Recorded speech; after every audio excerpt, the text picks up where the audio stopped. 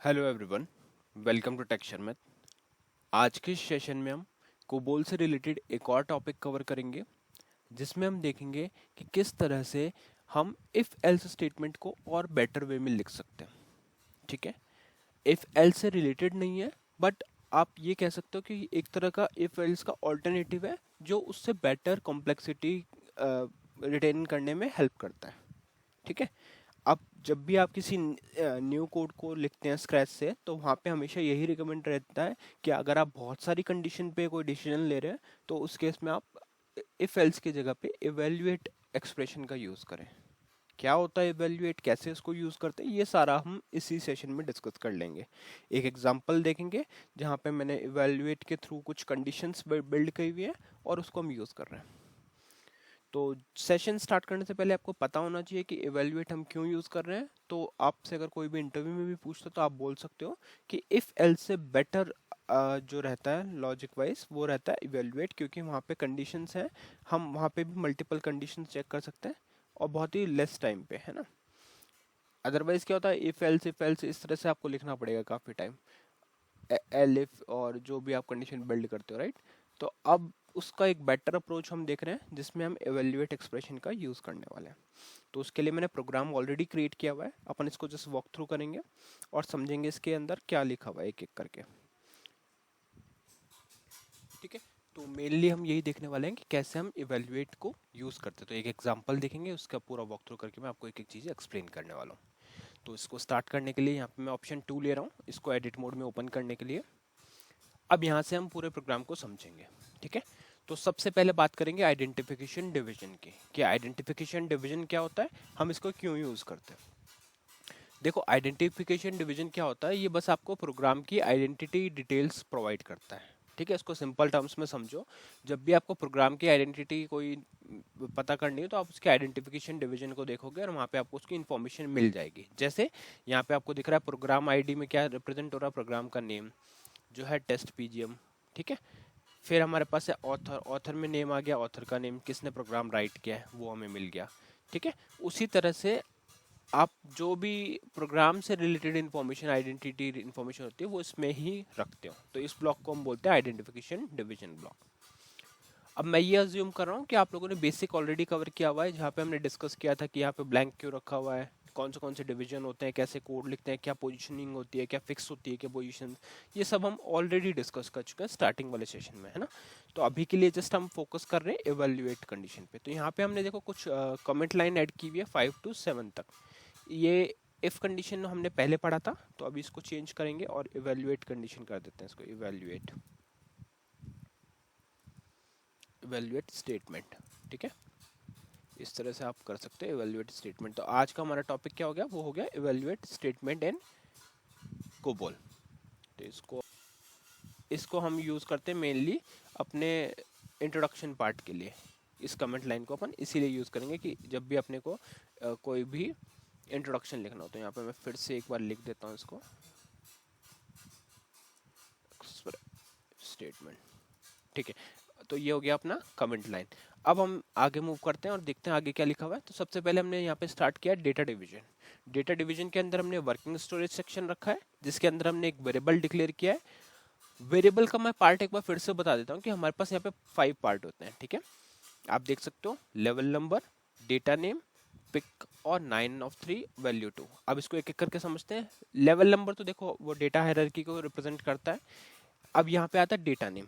Data name का मतलब हो गया वेरिएबल का नेम। तो इस वेरिएबल को थ्रू आउट द प्रोग्राम जब आप इसको यूज करोगे, तो आप इसी वेरिएबल नेम को यूज करोगे, एज को। ठीक है, फिर हमारे पास आता है पीआईसी। पीआईसी क्या डिनोट करता है, पिक्चर क्लॉज को। और इसमें लिखा हुआ है 9 of 3। 9 of 3 का मतलब क्या होता है कि ये मैक्सिमम 3 वैल्यू होल्ड कर सकता है। 9 मतलब न्यूमेरिक, मैक्सिमम न्यूमेरिक 3 डिजिट को ये होल्ड कर सकता है। और इसमें हमने वैल्यू क्लॉज के थ्रू एक वैल्यू असाइन करी हुई है 2। ठीक है, अब वैल्यू क्लॉज क्या होता है, अपने पास एक ऑप्शनल क्लॉज होता है जो हम सिर्फ यूज करते हैं किसी भी वैल्यू को इनिशियलाइज करने के लिए। तो इस वेरिएबल में हमने वैल्यू इनिशियलाइज कर दी 2। ठीक है, उसके बाद में हमारे पास आता है प्रोसीजर डिवीजन। और प्रोसीजर डिवीजन के साथ में हम हमारा मेन लॉजिक लिखना स्टार्ट करते हैं।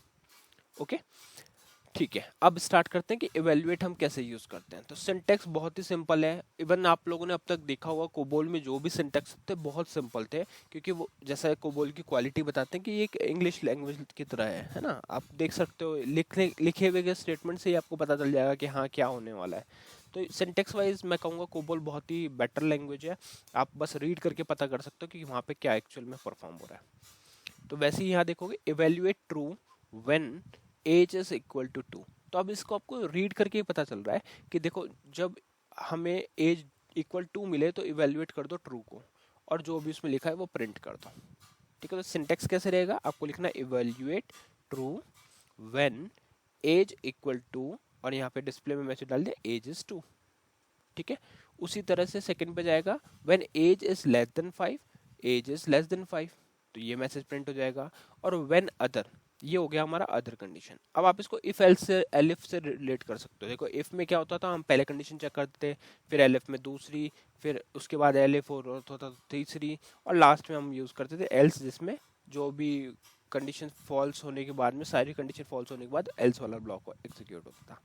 तो यहाँ भी ऐसे ही है, पहले व्हेन एज 2 को चेक करेगा, फिर व्हेन एज लेस देन 5 को चेक करेगा, और फिर लास्ट में व्हेन अदर में जो लिखा है वो प्रिंट हो जाएगा। तो यहाँ पे देखो क्या लिखा है, display invalid, invalid is sorry not invalid, age is 0। तो ये इस तरह से प्रिंट कर देगा, और लास्ट में हमने क्या कर दिया, एंड इवेल्युएट कर दिया। ठीक है, तो अब आपको आई थिंक क्लियर हुआ होगा कि कैसे ये सब चीज़ें वर्क करती हैं। और लास्ट में हमने स्टॉप रन कर दिया। तो स्टॉप रन का मीनिंग क्या होता है, स्टॉप रन का मीनिंग ये होता है कि हमारे पास जो भी अब तक हमने प्रोग्राम की प्रोसेसिंग कर रखी थी स्टार्ट, वो यहाँ पे एंड हो जाएगी, प्रोग्राम एंड हो जाएगा। ठीक है, आई थिंक इवेल्युएट वाला पोर्शन आपको पूरा क्लियर हो गया होगा। और इसमें भी वही रहता है कि अगर जैसे एक भी कंडीशन ट्रू हो गई तो वो डायरेक्टली स्किप कर जाएगा बाकी पार्ट को। मतलब जैसे अभी हमारे पास क्या है, एज 2 है, तो 2 वाला ब्लॉक एग्जीक्यूट होगा for sure, age is true, और हमारे पास वैल्यू भी 2 है ना। तो ये वाला मैसेज प्रिंट होगा एज इज 2, और सीधा ये आ जाएगा एंड इवेल्युएट पे। मतलब उसके बाद में ये इवेल्युएशन करना बंद कर देता है। अदरवाइज अगर आप देखोगे तो ये वाला भी लॉजिक सही है, तो एज जो है वो लेस देन 5 है, 2 लेस देन 5 है, तो ये भी ट्रू होना चाहिए। पर ऐसा नहीं है, हमेशा आपको यही मैसेज मिलेगा। क्यों, पहले वाला व्हेन कंडीशन ट्रू होगा, ट्रू होते ही सीधा चला जाएगा एंड इवेल्युएट पे। पहला कंडीशन ट्रू तो एंड इवेल्युएट पे। सिमिलरली अगर मान लो पहला कंडीशन फॉल्स होता है, सेकंड ट्रू हो जाता है, तो उस केस में क्या होगा, सेकंड का मैसेज प्रिंट होगा और सीधा एंड इवेल्युएट पे। और अगर दोनों कंडीशन ही फॉल्स है, या और भी अगर आपने कंडीशन ऐड की हुई है वो भी फॉल्स है, तो सीधा अदर ब्लॉक पे जाएगा, और अदर में जो भी लिखा होता है वो प्रिंट हो जाता है। ठीक है, तो अब इसको चला के देखते हैं प्रोग्राम को। इसको करेंगे अपन फाइल सेव के लिए, और 14 से कंपाइल और कॉल। तो मैंने जैसे ही कॉल किया तो मैसेज में क्या मिला अपने को, एज इज 2, मतलब एज जो है वो 2 है। ठीक है, वो करेक्ट है लॉजिक। अच्छा, अब एक काम करते हैं, इसको एज को कर देते हैं 3 या 1, जो भी आपकी नीड हो। 3 कर दिया अभी के लिए। ठीक है, एज 3 करके फाइल किया, कंपाइल किया और कॉल किया, तो आपको दिख रहा है यहाँ पे message age is less than 5। आप लोगों को कंफ्यूज नहीं होना है, एज इज 2 पुराना मैसेज है, और एज इज लेस देन 5 अभी का मैसेज है। ठीक है, तो ये जो हमारा नया आउटपुट आया वो आया है एज इज लेस देन 5। ठीक है, ये हम समझ गए। अब हम क्या करेंगे, देखो यहाँ पे हमने एज इज लेस देन 5 वाली कंडीशन ट्रू हो गई, तो उसका मैसेज प्रिंट हो गया, और बाकी कंडीशन पे गया ही नहीं। अब क्या करते हैं, एज को अपन कर देते हैं ग्रेटर देन 5। तो मैंने यहाँ पे कर दिया एज को 13।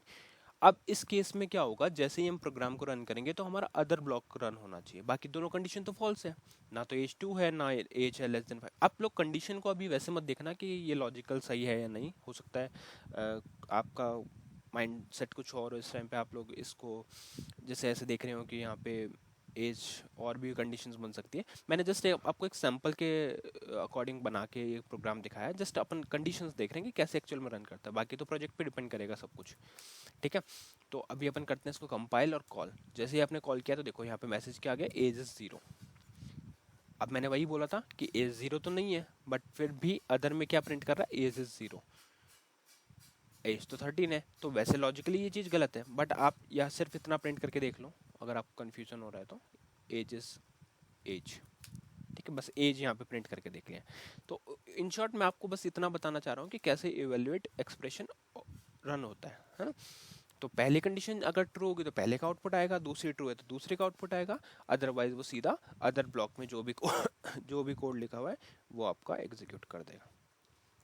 ठीक है, तो इस तरह से ये चीज़ें वर्क करती है। आई होप ये आज का सेशन आपको क्लियर हुआ होगा। नेक्स्ट सेशन में हम बाकी टॉपिक डिस्कस करेंगे। So thank you for watching texture math.